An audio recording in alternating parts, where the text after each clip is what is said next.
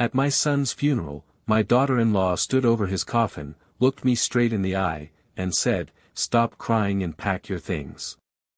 You don't live here anymore." Her words cut through the church louder than the priest's prayers. Everyone turned. No one spoke.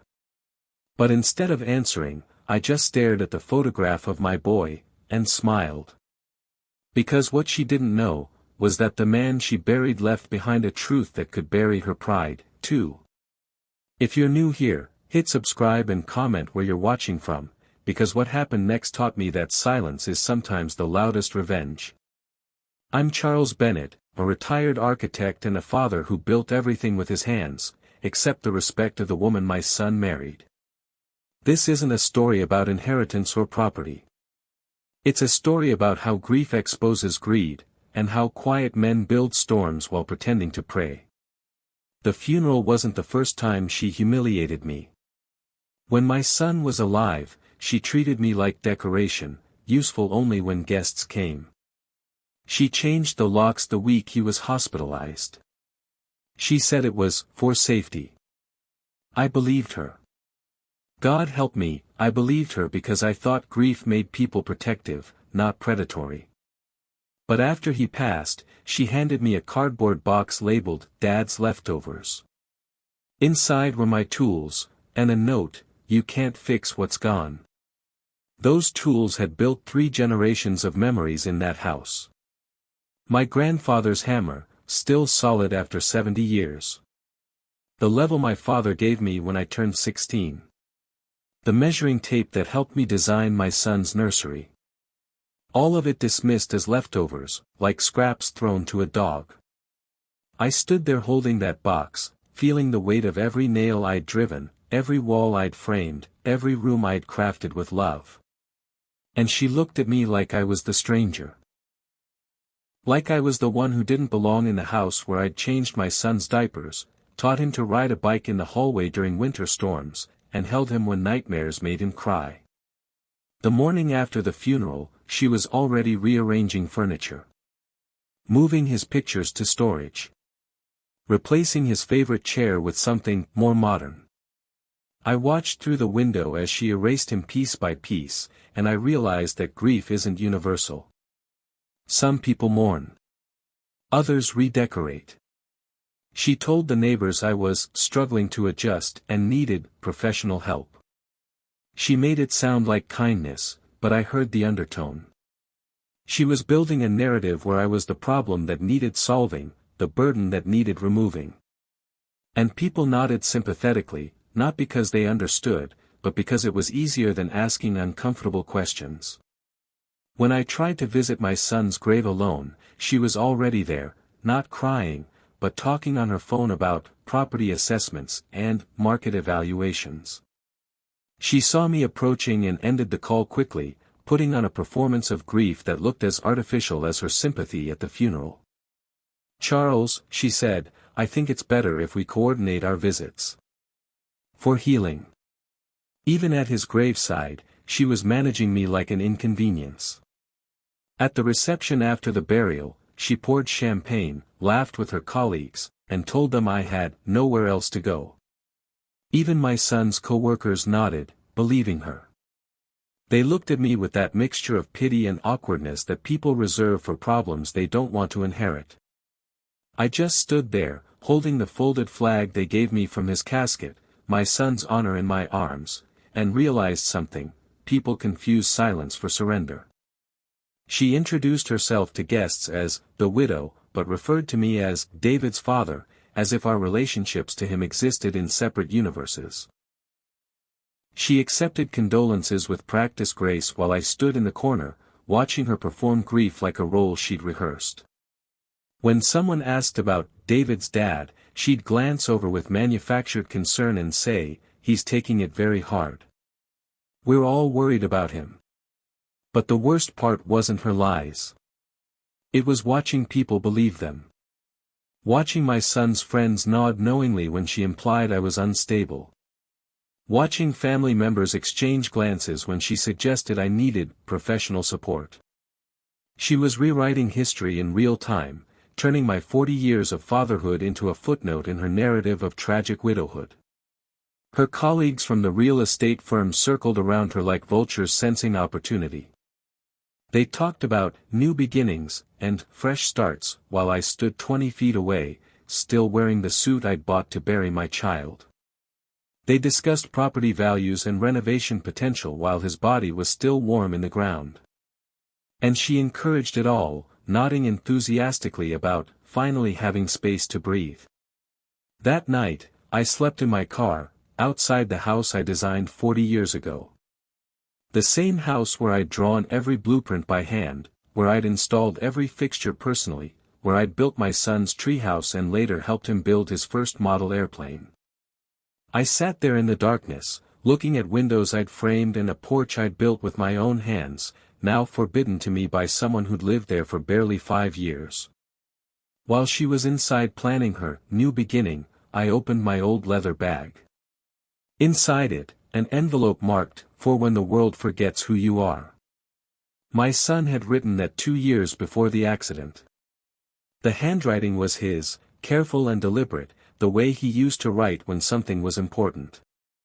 Inside were documents I'd never had reason to use, until now. The envelope was sealed with wax, the way he used to seal his childhood letters to Santa Claus.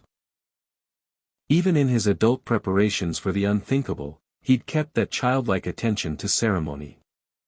But the contents were anything but childish. They were the methodical work of a man who understood exactly who he'd married and what that might mean for the people he loved. Blueprints. Deeds. Old contracts signed in my name. And one notarized letter from my son: "Dad, if anything happens to me, don't argue with people who mistake kindness for weakness. Just show them the truth." He'd transferred every share of the family property back to my foundation 6 months before his death, to protect me from family politics. He knew. He always knew who he married.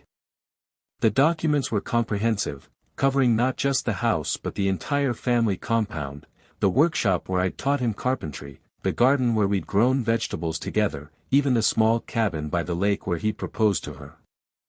Everything she thought she'd inherited, everything she was already planning to sell or renovate, belonged to a foundation that existed specifically to protect our family's legacy from people like her. Reading his letter, I could hear his voice in every line. "Dad, you taught me that building something takes patience, but tearing it down takes only anger. Don't let anger win. Don't let her convince you that love is weakness or that silence means surrender. When the time comes, let the truth speak louder than her lies." He'd anticipated her betrayal with the precision of an architect calculating load-bearing walls. But what broke me wasn't his foresight, it was his protection. Even knowing what kind of person he'd married, he'd chosen love anyway. And knowing that love might cost me everything, he'd chosen to protect me anyway. My son had built a safety net I never knew I needed, using legal documents instead of wood and nails, but with the same careful craftsmanship he'd learned from watching me build. The foundation documents were dated just 3 months after their wedding. 3 months. It had taken him 3 months of marriage to realize that his wife saw our family as assets to be managed rather than people to be loved. And instead of walking away from her, he'd walked toward protecting me. That's the kind of man I'd raised. That's the kind of man she'd lost and never deserved. The next morning, she posted photos on social media: "New chapter. Finally free to rebuild." The comments were full of praise. "You deserve happiness. Time to focus on yourself. He would want you to move forward." But behind those likes, she was preparing to sell the house she thought was hers.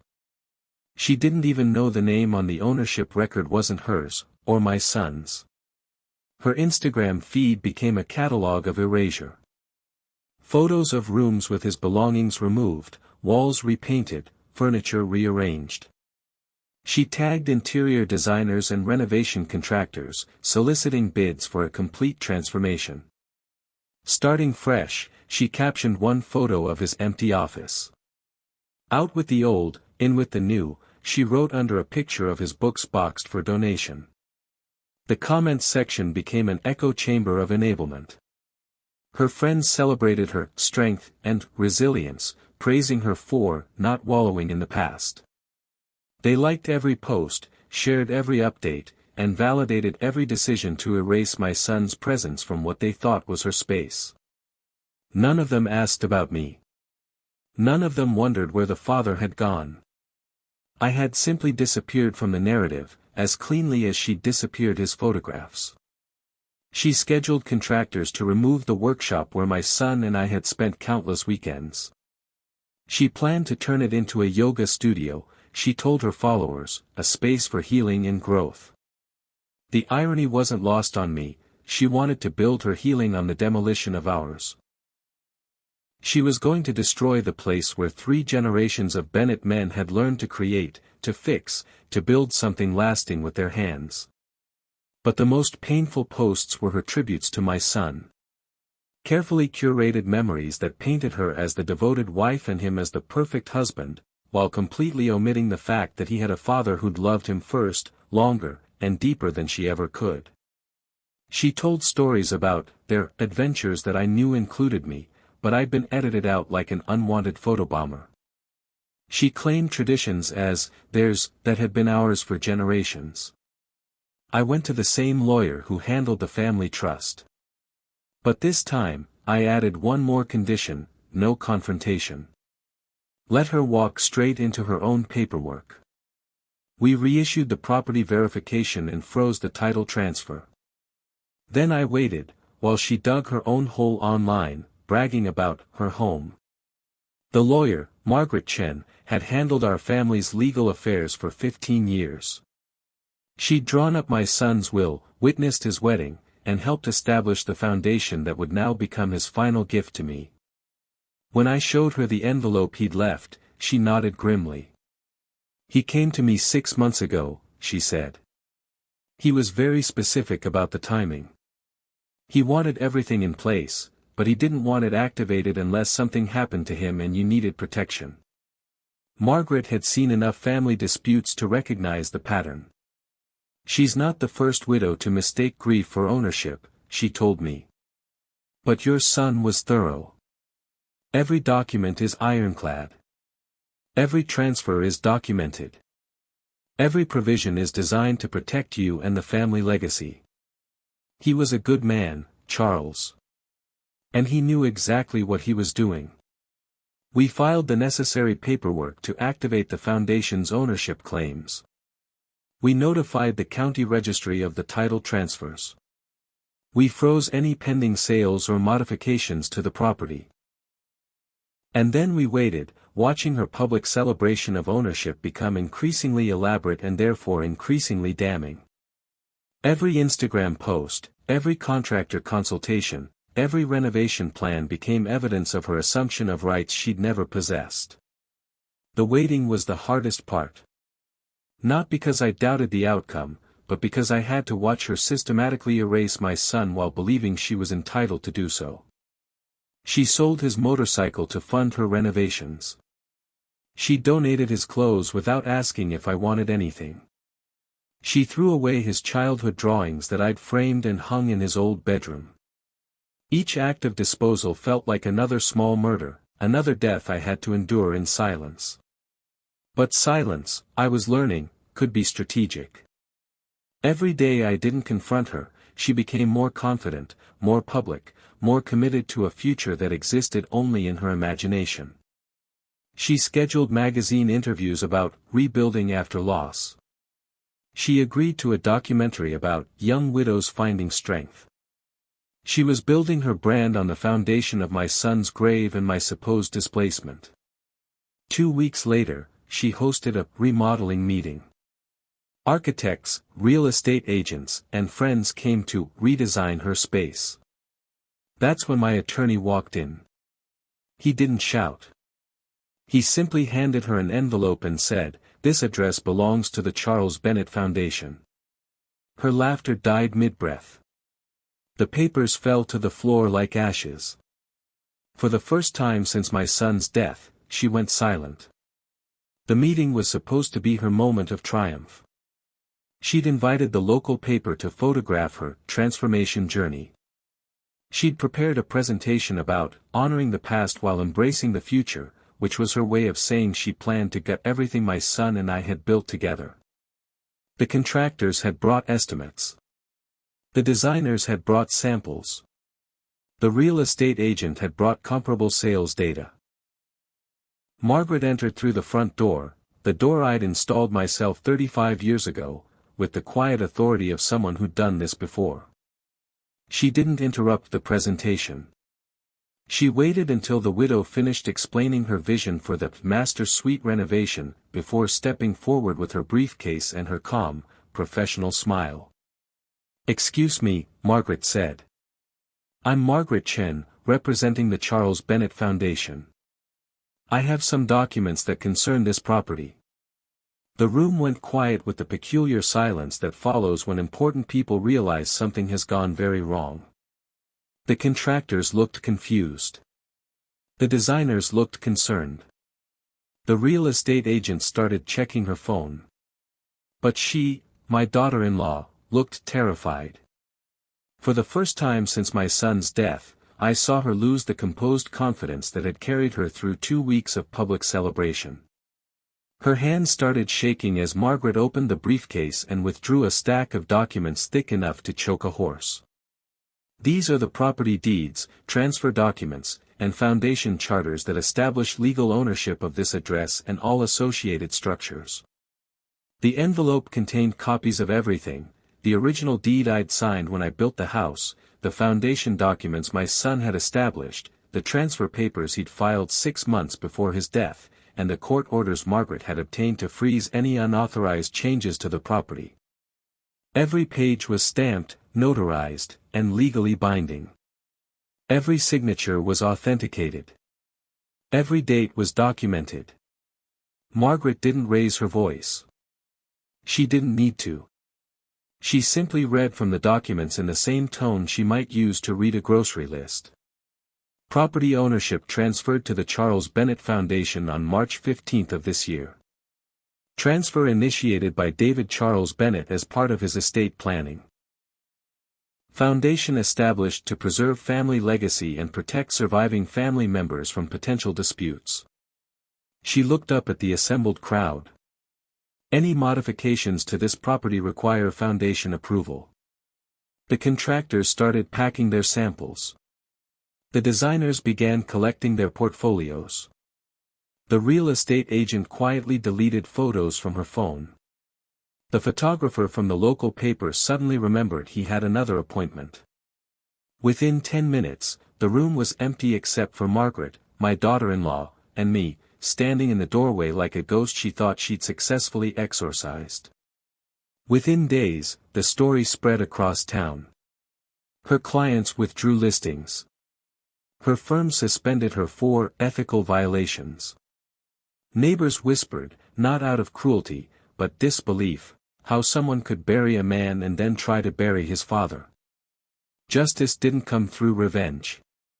It came through paperwork, timing, and truth. The local real estate community is small and gossip travels fast. By the end of the week, everyone knew that the woman who'd been advertising herself as a new widow starting fresh had actually been trying to sell property that didn't belong to her. Her colleagues at the real estate firm were embarrassed by the association. Her clients were concerned about her judgment. Her friends were confused by the discrepancy between her public story and the legal reality. The suspension wasn't punishment, it was protection. Her firm couldn't afford to be associated with an agent who'd made such a fundamental error about property ownership, especially so publicly. The magazine interviews were cancelled. The documentary was shelved. The social media celebration of her new beginning became evidence of her misunderstanding rather than documentation of her resilience. But the cruelest part wasn't the professional consequences. It was the personal ones. The same people who'd celebrated her strength now questioned her honesty. The same friends who'd praised her independence now wondered what else she'd gotten wrong. The same neighbors who'd pitted her widowhood now whispered about her character. She'd built her fresh start on a foundation of lies, and when the truth emerged, everything collapsed. I watched it all from a distance, feeling neither satisfaction nor revenge, just a deep, bone-tired sadness. This could have been avoided if she'd shown even basic respect for the man who'd raised her husband. If she'd acknowledged that grief comes in many forms and that fathers don't stop being fathers when their sons die. If she'd recognized that my silence wasn't weakness but shock, and that my apparent passivity was actually the stunned disbelief of someone who'd never imagined such cruelty was possible. The town's response wasn't about taking sides. It was about recognizing a fundamental truth: you can't build happiness on someone else's pain. You can't create a new life by destroying someone else's legacy. You can't claim ownership of a man's history by erasing the people who helped create it. And you definitely can't expect a community to celebrate your success when it comes at the cost of an elderly father's dignity. I didn't celebrate. I just sat on the porch, watching the house lights flicker, the same bulbs I'd installed decades ago. Grief is strange, it doesn't always end with tears. Sometimes it ends with peace. And sometimes, it teaches you that silence isn't weakness, it's calculation. The porch was where my son took his first steps, holding onto the railing I'd built low enough for his tiny hands. It was where he'd sat to put on his shoes for his first day of school. Where he'd waited for dates to pick him up in high school. Where he'd told me he was going to propose to her, so excited and nervous that he couldn't sit still. Every board, every nail, every memory embedded in wood and time. Sitting there in the evening light, I felt my son's presence more clearly than I had since his funeral. Not in some mystical way, but in the permanence of what we'd built together. The house would outlive us all. The foundation would protect future generations. The workshop would continue to house tools and dreams and the kind of quiet lessons that pass from father to son like heirlooms made of sweat and patience. The peace wasn't forgiveness. It wasn't even resolution. It was simply the recognition that truth has its own weight, its own gravity, its own way of settling into place regardless of who tries to disturb it. My son had understood this when he established the foundation. He'd known that some battles are won not by fighting, but by building something stronger than the forces trying to tear it down. The irony was that she'd accused me of living in the past, of being unable to move forward, of clinging to memories instead of embracing change. But it was she who'd been living in a fantasy, believing that ownership could be claimed through assumption and that love could be erased through redecoration. I was moving forward, slowly, carefully, with the measured pace of someone who understands that real progress is built on solid foundations, not wishful thinking. Grief, I realized, isn't just about losing someone. It's about learning who you are when everything familiar is stripped away. It's about discovering that some things, love, respect, family legacy, can't be taken from you, only temporarily obscured. And sometimes, it's about waiting long enough for the truth to reveal itself, like a photograph developing in a darkroom, slowly becoming clear. Weeks later, she returned. No makeup, no pride, just exhaustion. I was angry, not evil, she said. Maybe, I answered, but anger doesn't excuse arrogance. She handed me my son's wedding ring. I think this belongs with you. I took it, not as forgiveness, but as closure. She looked different. Smaller somehow, as if the weight of her actions had physically diminished her. The confident real estate professional who'd commanded that funeral reception was gone, replaced by someone who'd learned the difference between being right and being wrong, between strength and cruelty, between grief and greed. She stood on the porch where my son had proposed to her, but now she was asking permission just to be there. I never meant for it to go this far, she said, and I almost believed her. I was scared. I didn't know how to be a widow. I didn't know how to share grief with someone who loved him longer than I did. I thought if I could control everything, I could control the pain. Her voice broke on the last word, and for the first time since the funeral, I heard something genuine in her tone. Anger, I told her, is what happens when pain has nowhere to go. But arrogance is what happens when you decide your pain matters more than everyone else's. I looked at the ring in my palm, the same ring my son had asked me to help him choose, the same ring he'd been so nervous about presenting, the same ring that had symbolized his hope for a future that was now buried with him. He loved you. But love doesn't transfer ownership of a man's entire history. She nodded, tears finally coming, not the performed grief of social media posts, but the raw, ugly crying of someone who'd lost everything twice, first to death, then to her own choices. I don't know how to fix this, she said. I don't know how to take back what I did. I don't know how to grieve without hurting people. You don't fix it, I said. You live with it. You learn from it. You make sure you never mistake someone's kindness for weakness again. And you remember that my son loved you despite seeing exactly who you were, not because he was blind to it. I stood up from the chair where I'd rocked him as a baby, where I'd helped him with homework, where I'd listened to his dreams and fears and plans for the future. The ring belongs to his memory. Take better care of it than you took care of his father.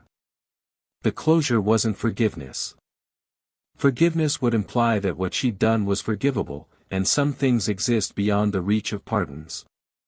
But it was recognition, of her humanity, of her pain, of the possibility that people can learn from their worst moments even if they can't undo them. My son had loved her, and that love meant something, even if she'd failed to honor it in his absence. She left the ring on the porch railing and walked away. I watched her car disappear down the road my grandfather had helped pave, past the mailbox my father had installed, beyond the property lines my son had helped me survey. 3 generations of Bennett men had built something lasting here, and it would continue long after all of us were gone. That's what family legacy really means, not ownership, but stewardship. Not possession, but protection.